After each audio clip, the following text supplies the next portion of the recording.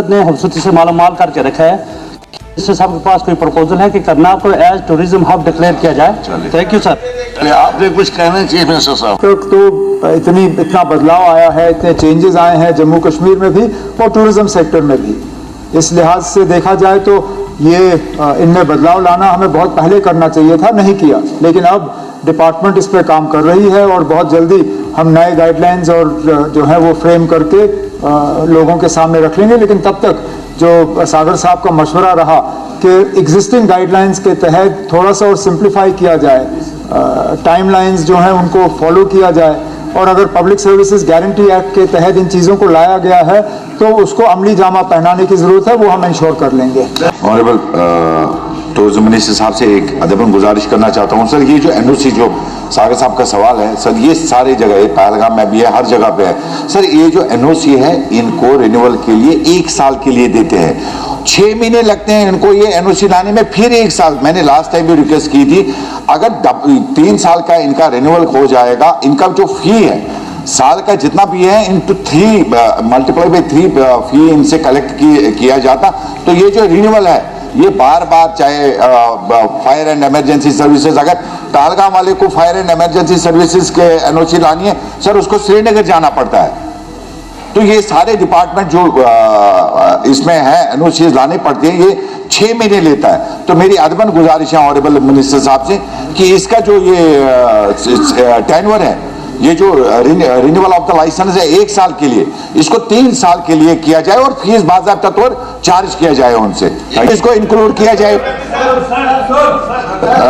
एक मिनट बेटा, एक मिनट। आप किसी को कह रहे हो आप होटल चलाइए और उसके बाद उसको अप्लाई करना पड़ता है, 25 जगहों पे उसको वो कागज जाता है, गुरेज से आना पड़ता है बेचारे को श्रीनगर एनओसी लेने के लिए, क्या कहते हैं इसका, फायर सर्विस का। अच्छा, इतनी इसमें है। एक हम तो कह रहे हैं tourism is the industrial sector, इसको हम इंडस्ट्रियल सेक्टर में भी लाए हैं, इंडस्ट्रियल सेक्टर में, और कोशिश कर रहे हैं कि इंडस्ट्रीज की तरह ये फ्लोरिश हो जाए, क्योंकि कश्मीर में कोई इंडस्ट्री है नहीं। और उसमें फिर हम इतना ये कर रहे हैं, एक आदमी 4 कमरे अपने घर में टूरिस्ट के लिए बनाना चाहता है जिससे वो इनकम हासिल करे, उसके बाद उसको कहते हैं नहीं जी तू फायर सर्विस का ला, म्यूनिसिपलिटी का ला, पटवारी का ला, तहसीलदार का ला, तो वो थक के फिर वो छोड़ देता है, कहता है नहीं मुझे नहीं करना है ये काम। इसलिए जो आपने बताया कि गाइडलाइन इसको नरम करने की जरूरत है, उसको देखने की जरूरत है। बहुत बहुत शुक्रिया। चलिए हाँ, मैं ऐड करना चाहूंगा, जिन्होंने ऑलरेडी 30-40 साल से जो काम कर रहे हैं, गेस्ट हाउसेज है, होम स्टेज है, रेस्टोरेंट्स है, बुटीक होटल्स है, लॉजेस हैं, KZP रोड से लेके बिल्कुल हरबंद तक, गाची गांव तक, सर उनको आज LCMA मांग रही है एनओसीज। वो LCMA के लिए एनओसीज कहाँ से लाएंगे? नए जो रूल्स बनेंगे अगर उनके लिए होगा वो ठीक है, लेकिन जो पुराने 40 साल से काम कर रहे हैं उनके लिए एनओसीज मांगना बहुत मुश्किल है सर। अगर इन होटल्स में आज की डेट में कोई मरता है नेचुरल डेथ, तो उसको फिर बहुत से इश्यूज का सामना करना पड़ता है पुलिस की वजह से। तो मेहरबानी करके एक इशू जो है एनओसी LCMA की तरफ से जो 40 साल से स्ट्रक्चर से उनको नहीं मांगा जाना चाहिए। बोट्स और शिकाराज, उन लोगों का भी यही प्रॉब्लम है जो हाउस बोट्स है। क्या ऑनरेबल चीफ मिनिस्टर साहब जो ये नया ये बायलॉज बना रहे हैं उसमें हाउस बोट्स और शिकाराज का भी करेंगे, ताकि जो उनका जो लाइसेंस वो भी वही प्रॉब्लम है 1 साल का, उनका भी अगर 5 साल या 3 साल हो एटलीस्ट, क्योंकि अभी भी वो बेचारे हाउस बोट्स वाले अपना जो रिन्यूअल है वो लाइसेंस का नहीं कर पाते, तो अगर वो ध्यान में रखें। गुजारिश है ऑनरेबल चीफ मिनिस्टर साहब से जो वजीर सयाहत भी हैं कि इसको सर एनओसी जब सर PCB या फायर सर्विस या any department, it should B time bound. अगर डिपार्टमेंट ऑफ टूरिज्म उनको लिखिए they should reply with in 20 days, make them answerable, वरना सर वो 6 महीने रखते हैं, दैट्स नॉट गुड। और दूसरी तजवीज़ है सर जो रेजिडेंशियल कॉलोनीज है, we should discourage registration of guest houses and hotels. Sir उनके लिए बहुत ही मुसीबत बन जाती है क्योंकि ट्रैफिक ज़्यादा होता है, वो निकल नहीं पाते। लिहाजा सर होम स्टेज का जहाँ तक ताल्लुक है, it should be encourage in the off beat destinations. वही सर मेरी गुजारिश है। आगे से वो टूरिज्म डिपार्टमेंट उनको वहाँ पर टूरिस्ट रहने नहीं देते हैं। क्या वजह? अगर गवर्नमेंट ने उनको दिए हैं पैसे, किसी को कोठा, किसी को कोई मकान एज अ टूरिस्ट विलेज चाहे दौदपात्री हो, चाहे तोस मैदान हो, यूसमर्ग हो, तो वहां पे उनको रहने क्यों नहीं देते हैं? किसी सिक्योरिटी रीजन के बहाने पर, कोई रजिस्ट्रेशन के बहाने पर। तो उन टूरिस्ट विलेजों का फंड्स जो वागजार हुए उनका क्या हुआ? There are no serious security issues. It's high time that this is taken up with the central government. पर सागर साहब के ओरिजिनल क्वेश्चन का दायरा इतना बड़ा है कि टूरिज्म को लेके कोई भी इलाका और कोई भी हिस्सा जो है इस सवाल के साथ जोड़ा जा सकता है। अब ये सप्लीमेंट्रीज के दौरान कई सारे इश्यूज पे यहाँ सवाल उठाए गए। कोशिश करूँगा कि एक एक का यहाँ पे जवाब दूँ। हालांकि जैसे आपने खुद कहा, ग्रांट्स के दौरान तफसीलन डिपार्टमेंट पे बहस होगी। पहली बात ये, डिपार्टमेंट में हम खुद मानते हैं कि रजिस्ट्रेशन प्रोसेस जो है वो कम्बरसम है, उसको सिंप्लीफाई करने की ज़रूरत है। मैं खुद शर्मिंदा हूँ इस बात पे कि 1978 के बाद हमने इन रूल्स और प्रोसीजर्स को रिव्यू करने के बारे में सोचा नहीं। इसमें मैं भी गुनहगार हूँ। 6 साल हमारी इससे पहले भी हुकूमत रही, हमने नहीं सोचा। आप लोग कहीं ना कहीं हुकूमत में बैठे रहे 78 के बाद, नहीं हुआ। लेकिन चलिए, देर आए दुरुस्त आए, इस पे हम काम कर रहे हैं क्योंकि रजिस्ट्रेशन प्रोसेस जो है इसको सिंप्लीफाई करना ज़रूरी है। इतना काफ़ी नहीं है कि हम इसको पब्लिक सर्विस गारंटी एक्ट के साथ जोड़ दें और कहें कि हमने अपना काम कर लिया है, क्योंकि हम ये भी जानते हैं कि पब्लिक सर्विस गारंटी एक्ट के तहत जो पेनल्टी लगती है वो इतना भी नहीं है कि अफसर पूरी तरह से डर जाए।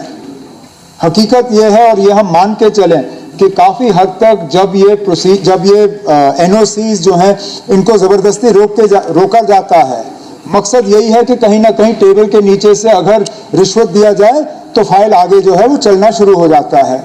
हमारी कोशिश ये रहेगी कि रजिस्ट्रेशन प्रोसेस को हम इतना सिंप्लीफाई करें कि उसकी गुंजाइश ही कम रहे। अब इसमें कई तरीके हैं, या सेल्फ डिक्लेरेशन का तरीका है जिस पे हम सोच सकते हैं। सेल्फ डिक्लेरेशन के बाद तरीका ये भी है कि डीम्ड ग्रांटेड, मतलब ये कि अगर 15 दिन के अंदर अंदर आपको इजाज़त नहीं मिलती तो it is deemed to have been granted. मतलब ये कि डिपार्टमेंट हर इलाके से कहीं ना कहीं लेना देना है, कहीं कम कहीं ज़्यादा। अब ऑनरेबल मेंबरों ने पत्नी टॉप के हवाले से बात की, डोडा के हवाले से बात की, टंगधार के हवाले से बात की। हर इलाके में कहीं ना कहीं टूरिज्म प्रमोशन का पोटेंशियल है।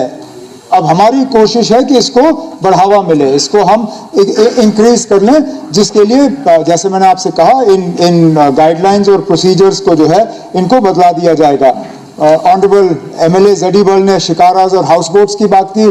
जब ये हम गाइडलाइंस लाएंगे तो पूरे टूरिज्म सेक्टर को इससे कवर करेंगे। होटल्स, होम स्टेज, जो बाकी हैं, house boat, shikara, taxis, buses, entire ये जो है टूरिस्ट सेक्टर। और आखिर में पोस्ट पहलगाम के हवाले से जो ऑनरेबल एमएलए बांडीपुर ने पूछा था, ये सही है स्पीकर साहब कि अभी भी हमारे कुछ इलाके जो हैं वो बंद हैं, जो मुझे लगता है अब उनको दोबारा खोलने का वक्त आ चुका है। हम गवर्नमेंट की तरफ से, गवर्नमेंट ऑफ इंडिया के साथ इस पे जो है हमारी बातचीत जारी है। कुछ ही दिनों में होम मिनिस्टर साहब का जम्मू कश्मीर का दौरा है। मैं हाउस को अश्योर करता हूं, और खासकर ऑनरेबल एमएलए बांडीपुर को, कि ये issue closure of some of the tourism spaces, इसका ज़रूर होम मिनिस्टर साहब से जब मेरी मुलाकात होगी तो इसका ज़रूर हम जिक्र कर लेंगे। अगर इसको हम टूरिस्ट मैप पे लाएं सर, ये नेचुरल हमारा थेरेप्यूटिक इसके वैल्यूज़ है। और इस साल वहाँ पे जो विजिटर्स, जो लोकल हमारा विजिटर आया वो 2 से 3 लाख के आसपास आया। अगर हम इसको tourist as a tourist destination वहाँ करें, एक तो जॉब क्रिएशन होगा, और दूसरा सर वहाँ पे जो है लोगों की इकोनॉमी, रूरल इकोनॉमी बढ़ेगी। और सर एक और मील के हवाले से सर एक बात कहूँगा कि NLHM लॉजिस्टिक मैनेजमेंट लिमिटेड का एक MOU हुआ था 23 अप्रैल 2022 को रोपवेज के मुतालिक। उस पर सर कोई हेडवे नहीं हुआ, वो नील एरिया के अंदर था। मेरी सर ये गुजारिश है कि अगर इसको रिवैलिडेट किया जाए, मैं जनाब के सामने उसकी कॉपी रखूंगा, अगर उसको रिवैलिडेट किया जाए तो वो हमारे उस पूरे इलाके में टूरिज्म का एक बूस्ट मिलेगा। और सर जहाँ पे यह बात हुई क्लस्टर होम स्टेज की बात बहुत जरूरी है सर। अगर होम स्टेज का क्लस्टर कायम किया जाए, उससे हमारे देहात में रहने वाले लोगों के जो है वो उनकी इकोनॉमी भी बढ़ेगी और उनकी माशी हालत में सुधार आएगा। और सर अप्रिशिएट करता हूँ जनाब को, आपने वाटर ट्रांसपोर्ट शुरू किया झेलम में। मैं इसी तरह से गुजारिश करूंगा कि हमारे भी यहाँ चिनाब के अंदर, चिनाब और डोडा के साथ कनेक्ट करते हुए एक अगर वहां भी वाटर ट्रांसपोर्ट का कोई सिलसिला बने, हमारा एक बड़ा इजी एक्सेस हो जाता है। बस आपका ये सजेशन सही है कि इलाके में टूरिज्म का पोटेंशियल है, चाहे वो वाटर स्पोर्ट्स के हवाले से हो। अब उन्होंने रोपवे की बात की, वो आप मुझे डिटेल्स दे दीजिएगा, मैं इसको एग्जामिन करवा लूंगा। उन्होंने होम स्टे क्लस्टर्स के हवाले से बात की।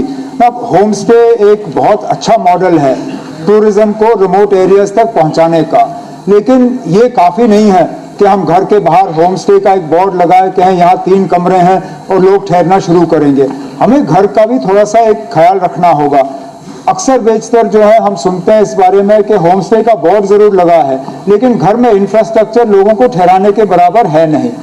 हम चाहते हैं कि जहां होम स्टे बने वहां कम से कम टूरिस्ट के मतलब का बाथरूम हो, सफाई हो, वहां बेडिंग टॉवल वगैरह वो ठीक रखे जाएं, ताकि फिर उन जगहों को हम प्रमोट करें। लेकिन जो क्लस्टर की उन्होंने बात की, खासकर रिमोट एरियाज में जहां बड़े होटल बन नहीं सकते, जरूर इस पर हम पॉलिसी में जो है इसको शामिल कर लेंगे।